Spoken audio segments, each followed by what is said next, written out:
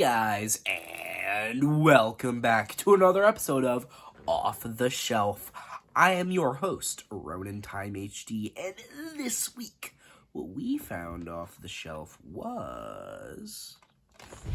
You know, Uncle Jack says, life is what you make it.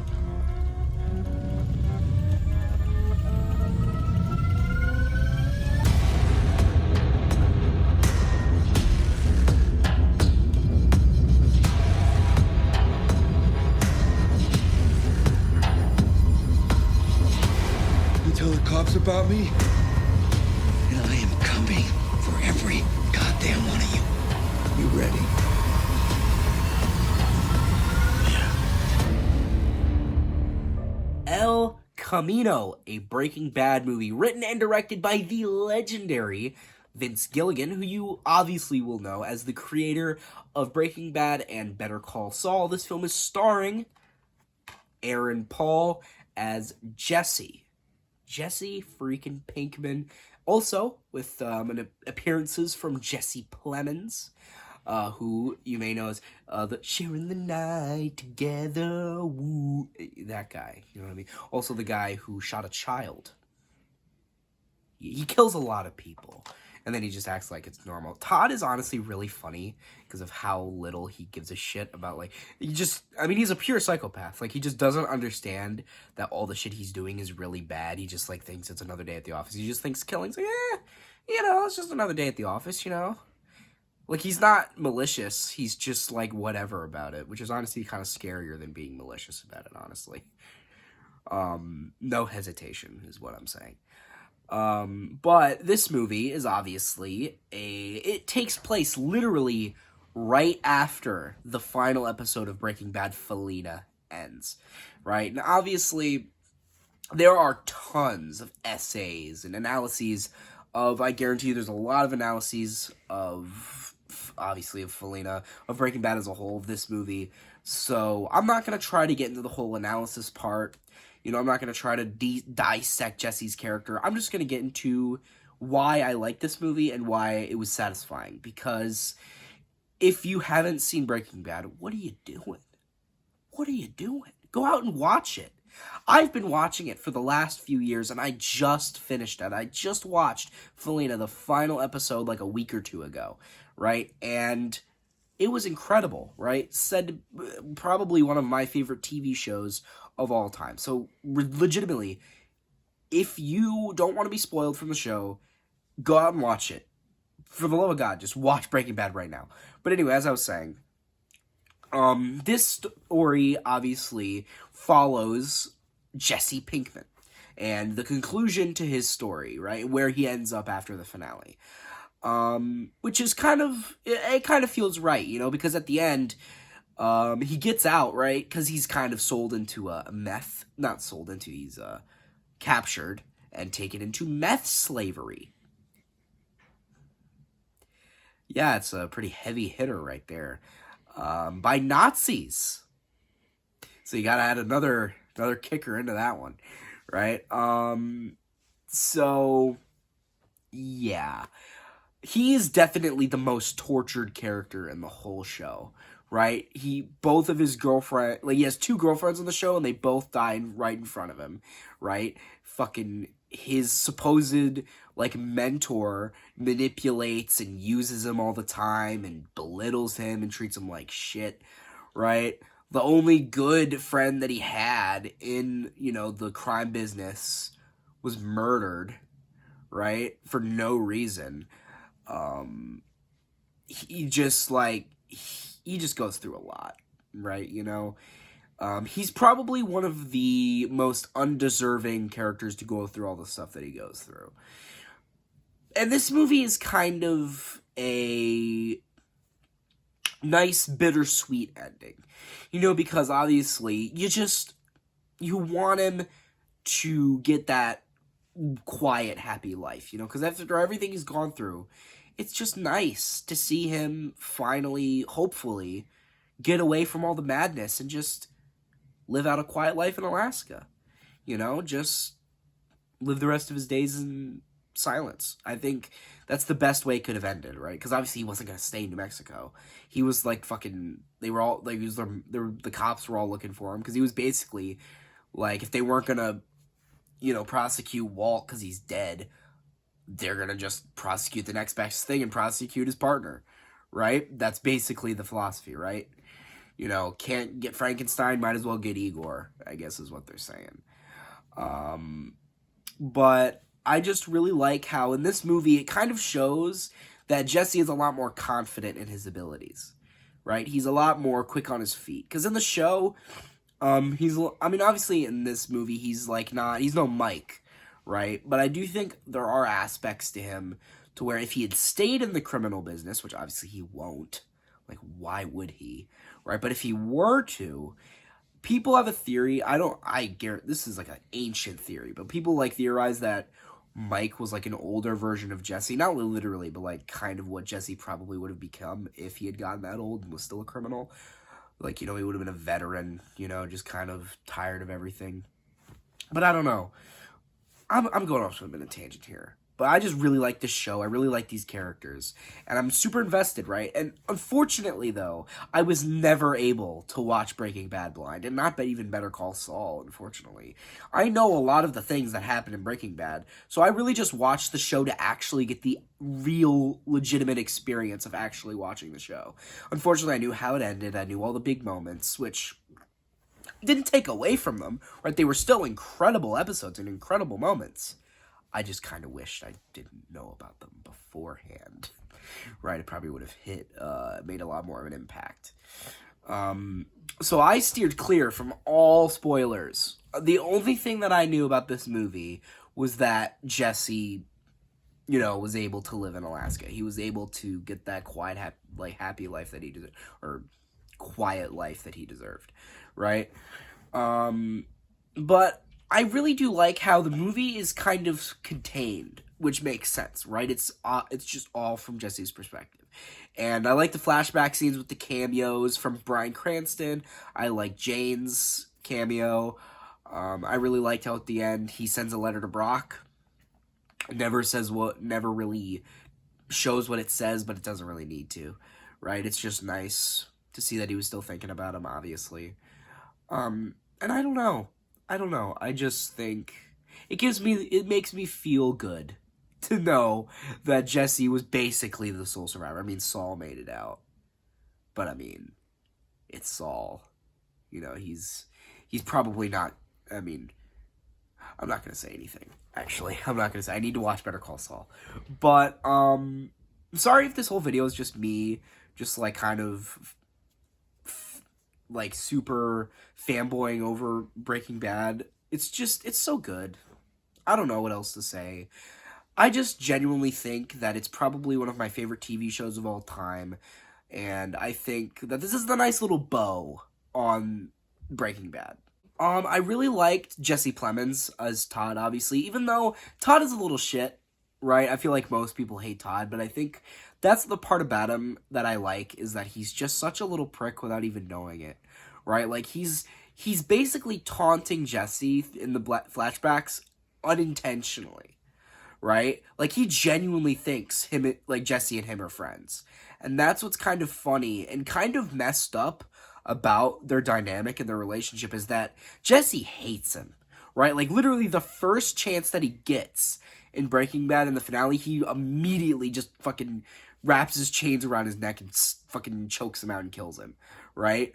Obviously Todd killed his girlfriend right in front of him, so that makes sense. But I just really like how Todd just unaware about anything.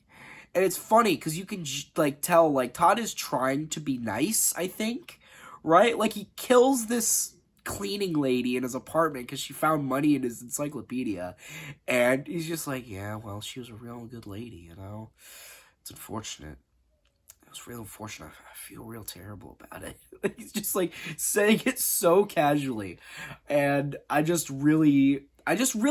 Jesse Plemons is a damn good actor, right? He is really good at playing a normal, seemingly normal guy who is actually a complete psycho, right? I really do and also I just think I don't know. I just really like Jesse Plemons. Like, over the last few years, he's been getting a lot of really big roles in, like, these big movies.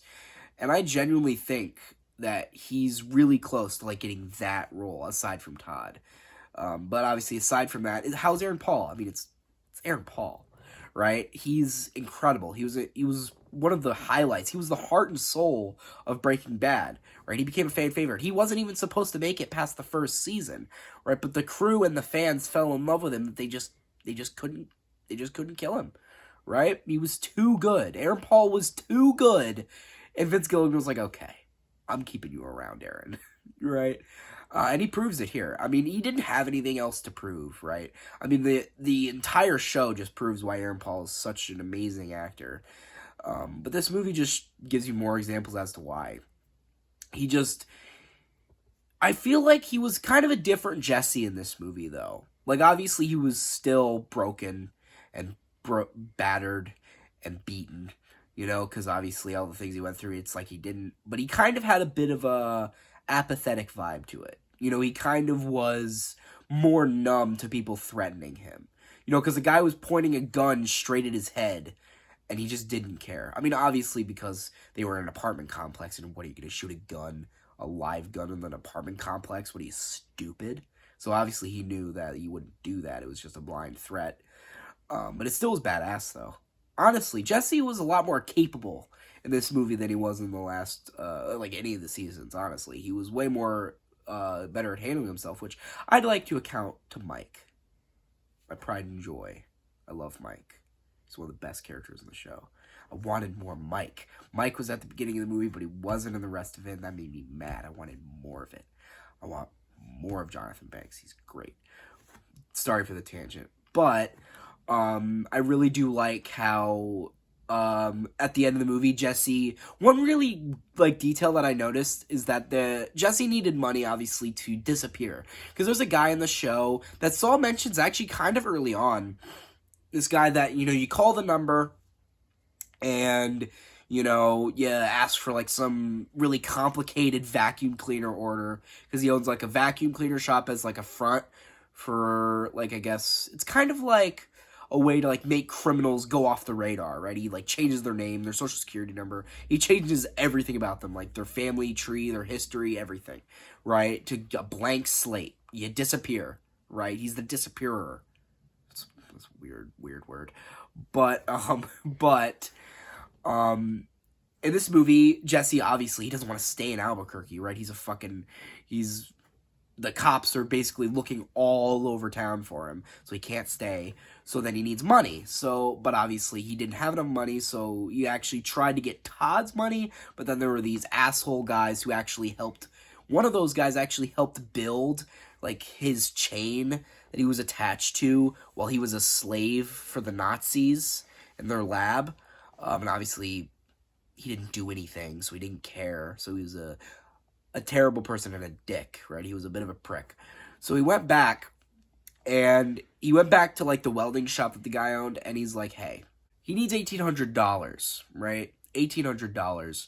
That's all he needs. But then the guy's being like, you know what?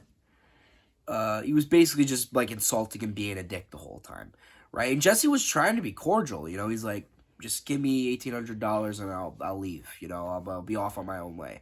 But he's like, you know what?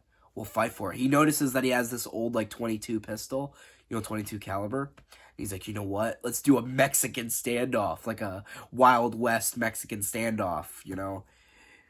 And with his 45 caliber gun, right? And Jesse's like, you know what? Sure, you're on, right? But Jesse, he had a second gun in his pocket. So, and all the other, because there were other, like, dickhead friends that the guy had that were around. And they all scatter, and they, like, hide behind pillars and shit.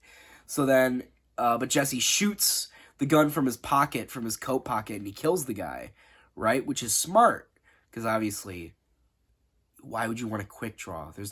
It's the crime world. There's no honor in the crime world. It's kill or be killed, right? And plus, the guy was a prick. Did not deserve it. He probably wasn't going to play fair either. So let's be real. Jesse had to do what he had to do. And then his other friend tried to shoot at Jesse, and then Jesse grabbed the other dude's gun, and he shot him, and he killed him. But one detail that I liked is that Jesse, like looked mortified, right? Like, Jesse still does not like killing people, right? I think Jesse is very moral, right? He is a very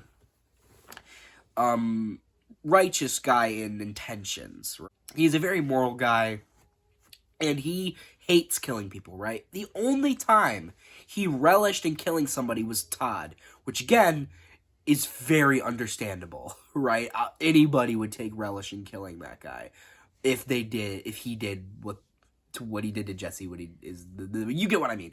But I didn't word it correctly. But yes, Jesse hates killing people, and you can even see, even though these guys are dicks, right? And they tried to kill him, and they pretended to be cops, and they tied him up, right? Even though these guys absolutely deserved it, right? They were absolute, just bad people, right? They were horrible people, right? Even with that fact, Jesse still hated killing them. Jesse only kills 3 people in the entirety of Breaking Bad. Correct me if I'm wrong. He kills Joaquin, he kills Todd, and he kills Gale. I think he kills 3 people total. And with the 2 guys in this movie, 5 people. Walt kills like 200. If you include Flight 515. He killed like 200 fucking people. So, yeah.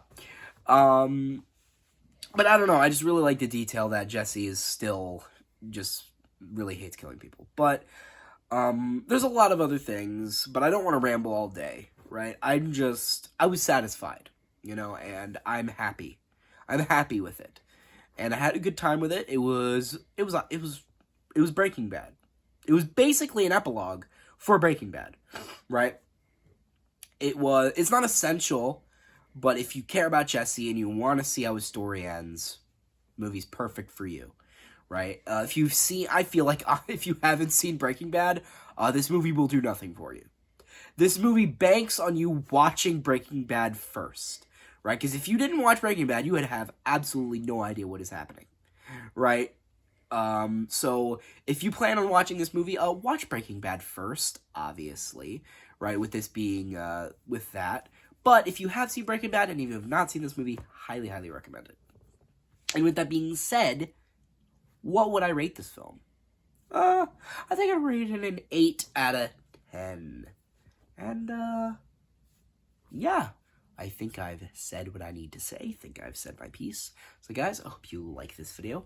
Share it with your friends. Subscribe. Turn those notifications on. Comment down below how much you liked it.